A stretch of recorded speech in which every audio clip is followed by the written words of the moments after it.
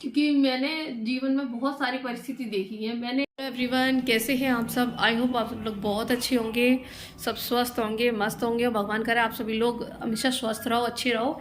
लेकिन आज मैं ना बिल्कुल भी ठीक नहीं हूँ, मेरी तबीयत बिल्कुल भी ठीक नहीं है। तो यहाँ पर खिचड़ी के लिए मैंने दाल और चावल भिगो के रख दिए थे, बस उनको मैं वॉश करके और कुकर पे चढ़ा रही थी, क्योंकि मुझे खिचड़ी बनानी थी। तो उसे बनाने के लिए मैंने यहाँ पर दाल चावल भिगो दिए थे, बस वो फूल गए थे, क्योंकि फुलाने रख दो ना तो जल्दी बन जाती है। तो बस यहाँ पर मैं उसी को कुकर में चढ़ा रही हूँ। उसके बाद ही जस्ट अभी 3 बजे हैं और मैं जस्ट अभी नहा कर आई हूँ। आज मैं बहुत ज़्यादा लेट हो गई, नहीं तो मैं जैसे आरू को स्कूल लेने जाती हूँ तो उससे पहले मैं नहा लेती हूँ। लेकिन आज तो मेरी बिल्कुल भी तबीयत सुबह से मतलब उठने तक की कंडीशन नहीं थी, बहुत ज़्यादा ही हालत ख़राब हो गई थी। और मैंने अभी तक ना मैंने कुछ भी नहीं खाया है, मैं बिल्कुल खाली मतलब खाली पेटी हूँ, मैंने अभी तक कुछ भी नहीं खाया है।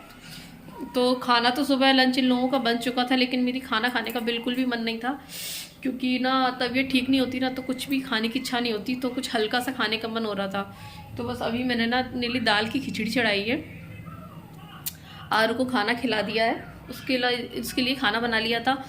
क्या था ना, सुबह जब ये ऑफिस गए थे ना तब तो मैं बिल्कुल ठीक थी, और सुबह मैं आरू को भी आराम से स्कूल छोड़ आई थी। लेकिन जैसे ही उसको स्कूल छोड़ के घर आई ना तो उसके बाद से तो मेरी तबीयत एकदम से इतनी ज़्यादा ख़राब हो गई, बहुत ज़्यादा। घर की हालत इतनी ज़्यादा ख़राब पड़ी है ना, क्या ही बताऊँ। देखिए किचन की क्या स्थिति है, बहुत ज़्यादा हालत ख़राब है। जबकि मैं कभी अपना घर इस तरह का नहीं छोड़ती, मैं हमेशा अपने घर को एकदम साफ़ क्लीन रखती हूँ। बहुत बहुत तो कहते हैं ना, जब घर की जो मेन पर्सन होता है ना, जब वो बीमार हो जाता है ना तो बस घर की पूरी हालत ही ख़राब हो जाती है। देखिए कपड़ों की क्या स्थिति है, सब धुले हुए कपड़े हैं, इतने सारे कपड़े डले हैं सुखाने के लिए। अब एक तो धूप भी नहीं है बिल्कुल भी बाहर, तो सूखने भी नहीं है। बट ये है कि फैला दूंगी तो कल तक सूख जाएंगे सारे। किचन की भी स्थिति बहुत ख़राब पड़ी है, अब धीरे धीरे एक सी करूँगी। बस सुबह से ऐसा लग रहा था कि बस कैसे जल्दी से मैं ठीक हूँ, तब जाके मैं थोड़ा सा अपना घर देखूँ।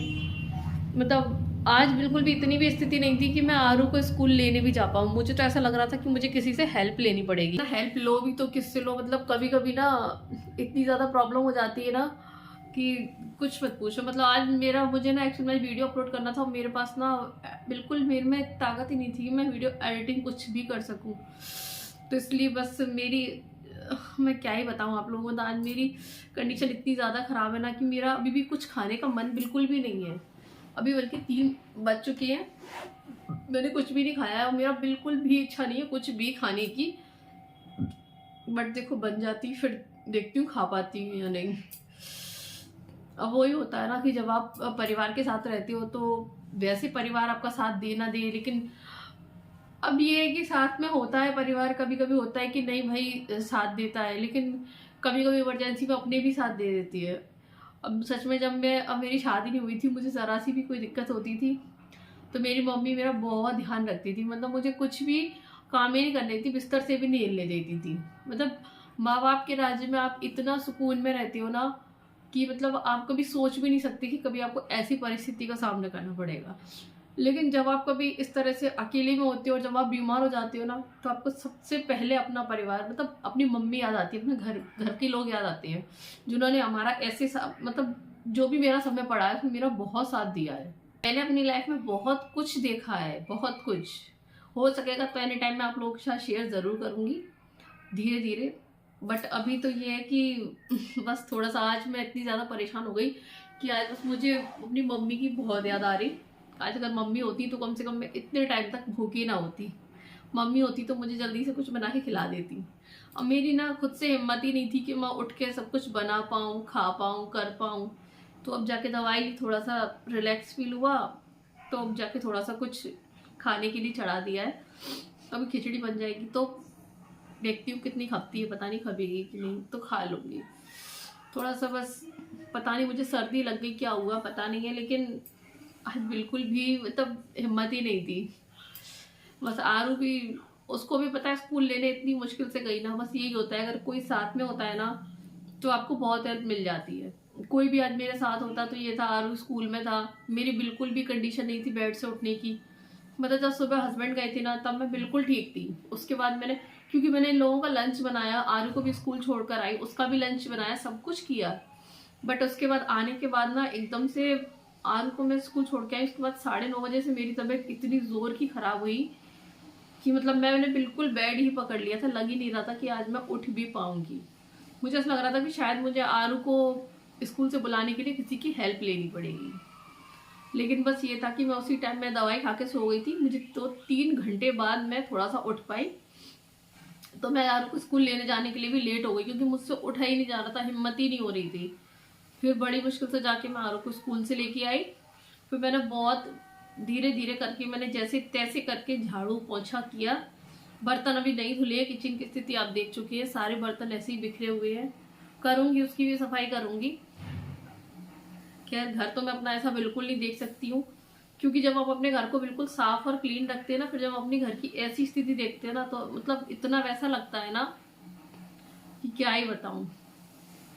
और जब तक मैं अपना पूरा घर एक सा नहीं कर लूंगी, सब अपने हिसाब से सेटल नहीं कर लूंगी ना, तब तक मेरा मतलब अंदर से मुझे इतनी घबराहट सी होती रहेगी ना, ये सब चारों तरफ देख कर ना, कि अब क्या करूं कैसे करूं। बस सुबह से ही कह रही, बस भगवान थोड़ी सी ताकत दो कि मैं उठ पाऊं, तो मैं ज्यादा नहीं तो अपना थोड़ा बहुत घर का काम तो कर ही लूं। तो बस मैं ज्यादा कुछ तो नहीं कर पाई। आलू को स्कूल से ला पाई, झाड़ू पोछा किया। झाड़ू पोछा करने में भी मैं 10 बार लेटी हूँ, मैंने तब जाके वो झाड़ू पोछा किया है। उसके बाद मैं नहलाई, काफी लेट हो गया था तो मैंने आज आरू को नहीं नहलाया, उसके हाथ में धो के कपड़े चेंज कर दिए थे। आ गया मेरा बच्चा। तो आज आरू को मैंने नहलाया नहीं है, उसके हाथ में धो के कपड़े चेंज कर दिए, क्योंकि अपना तो लेट नहाना चल जाता है लेकिन बच्चे का नहीं चल पाता है। क्योंकि जब मेरी तबीयत ठीक नहीं होती ना, तो बच्चा ना, मुझे ये बहुत परेशान करता है। जब मैं ठीक नहीं होती ना, जब मैं ठीक होती हूँ ना, तब तो ये मुझे करता है, लेकिन जब मैं बीमार होती हूँ ना, तब ये मुझे बहुत ज्यादा परेशान करता है। आ जा, टीवी बंद करके आओ, जाओ फिर आना। तो बस कुछ ऐसी परिस्थिति हो जाती है जब आप अकेले में रहते हो ना, तो आपको बहुत चीज़ों को फेस करना पड़ता है। घर को भी संभालो, बच्चे को भी संभालो, कैसी भी स्थिति हो, काम आपको सारे करने ही हैं। बस ये होता है कि ऐसे ऐसे ऐसे टाइम पर हमें कभी कभी अपने परिवार की बहुत याद आती है, खासकर अपनी माँ की, जिन्होंने हमेशा मेरा बहुत साथ दिया है। मेरा क्या, हर माँ ही अपने बच्चे के लिए बहुत सब कुछ करती है जितना वो कर पाती है। तो बस आप लोगों से बस यही थोड़ा शेयर करना था कि हो सकता है मेरे 1-2 डेज के ब्लॉग थोड़े से लेट हो जाएं, क्योंकि अभी थोड़ी तबीयत ठीक नहीं है। अगर सही हो जाएगी तबीयत तो मेरे ब्लॉग आपको डेली मिलेगा। डेली तो नहीं डालती, मैं अल्टरनेट डालती हूँ, तो आपको मेरे ब्लॉग वैसे देखने को मिलेंगे। इसको पता नहीं कैमरे में आना कितना अच्छा लगता है। जब भी ये देखता है ना कि मैं ब्लॉग शूट कर रही हूँ, तो बस ये आके मेरे पास ऐसे ही बैठ जाता है।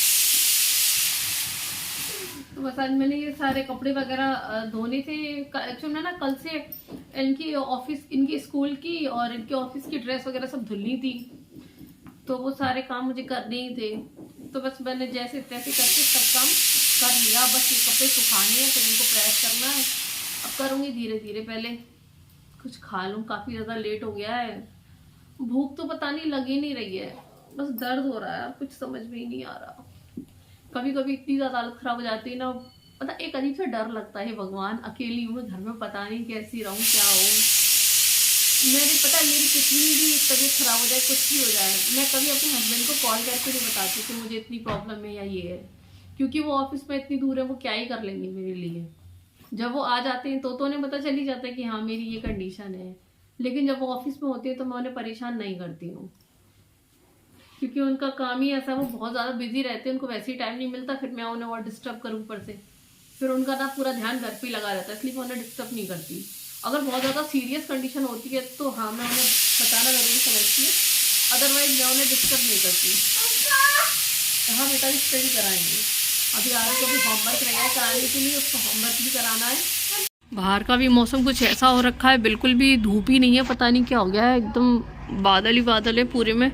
इतने सारे कपड़े डले हैं, पता नहीं ये सब सूखेंगे कैसे। बहुत घर का काम शुरू करने से पहले मैंने बाल वगैरह सुखा लिए, थोड़ी सी खिचड़ी मुझसे थोड़ी खाई थी, वो मैंने खा ली जैसे तैसे करके। अब बस घर का काम करना बाकी है, घर को एक सा कर दूँ, बस अब वही करने जा रही हूँ।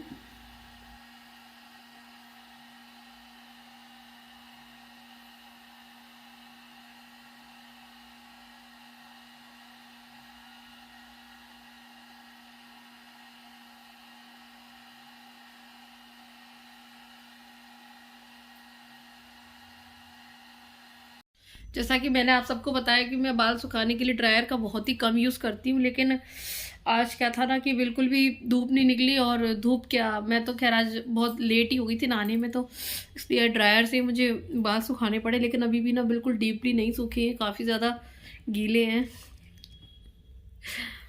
तब धीरे धीरे शाम तक सूख ही जाएंगे।